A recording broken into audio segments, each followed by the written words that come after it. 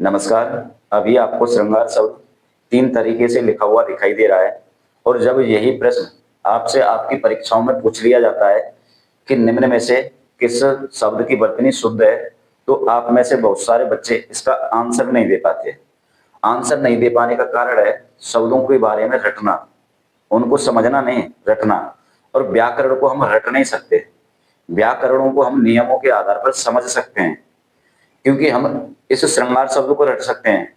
पर इसी की तरह बनने वाले अन्य शब्द श्रृंखला है, श्रृंगी है, श्रेणी है, क्योंकि रटने की एक सीमा होती है। तो हमें इनके, क्योंकि इन सभी शब्दों के प्रथम वर्ण इसको समझना है, क्योंकि हमारी दिक्कत यही है और इसी की वजह से हमारी गलती होती है, क्योंकि हम इन प्रथम 3 वर्ण हैं जो इन शब्दों के, उनको नहीं जानते कि इनमें से कौन सा गलत है।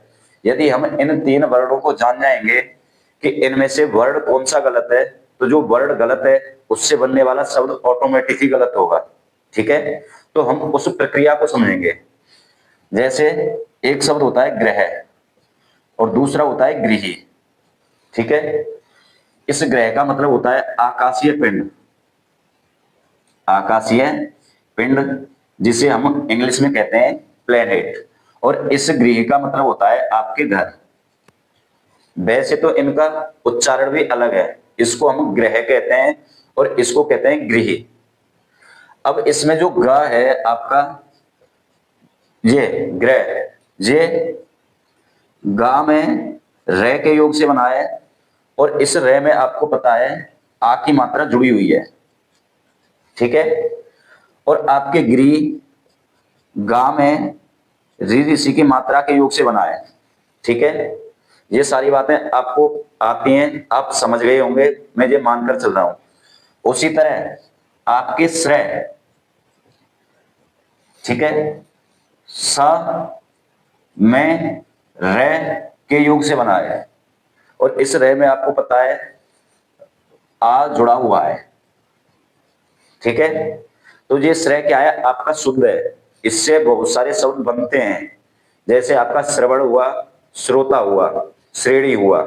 ठीक है, दूसरा होता है हमारा ये वाला श्रेय, ये आपके सा में री ऋषि के योग से बना है। ठीक है, तो ये बनता है आपका श्री। और तीसरा ये होता है, अब ये क्या है, ये आपका व्याकरणिक दृष्टि से गलत वर्ण है।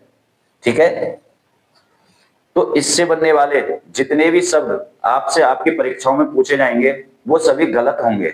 अब ये गलत क्यों है, इस बात को हमें समझना है। ठीक है, जैसे आपने शब्द देखे होंगे पी या, ऐसे देखा है, पर कभी ऐसे नहीं देखा कि इस पर ऊ की भी मात्रा लगा दी। क्यों?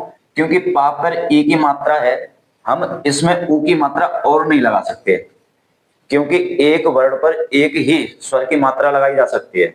और उसी नियम के तहत ये गलत है, क्योंकि क्या है, हमने सा पर री की मात्रा लगाकर श्रेय बनाया। अब यदि हम इसमें रे और जोड़ते हैं तो रे में आपको पता है आ की मात्रा ऑटोमेटिक 7 है। या आप इसको इस प्रकार से समझ सकते हैं कि हमने श्रेय बनाया तो श्रेय में ए की मात्रा मिली हुई है और इस री ऋषि को लगाने के लिए हमें श्रेय के साथ में री ऋषि का योग करना पड़ेगा, जो क्या है इस नियम की दृष्टि के अनुसार गलत है। तो हमें यहां से स्पष्ट, यदि हम इन बातों को जानेंगे तो दिखाई दे जाएगा कि ये वाला शब्द पूरी तरह से गलत है। और बाकी इन 2 शब्दों के बारे में वो हमारे उच्चारण पर डिपेंड करता है, क्योंकि हमारा उच्चारण यदि शुद्ध होगा तो हम शब्द की सही वर्तनी को अच्छी तरह से जान पाएंगे। शब्द आपका श्रृंगार नहीं होता, शब्द होता है श्रृंगार, यानी स पर री ऋषि की मात्रा। आशा है आपको ये वीडियो समझ में आई होगी और इसी प्रकार के जो शब्द श्रेणी, श्रृंखला, श्रृंगार, श्रोता, श्रवण, श्रृंगी जो आपकी परीक्षाओं में पूछे जाते हैं उनका आप अच्छी तरह से आंसर दे पाओगे। थैंक यू, धन्यवाद।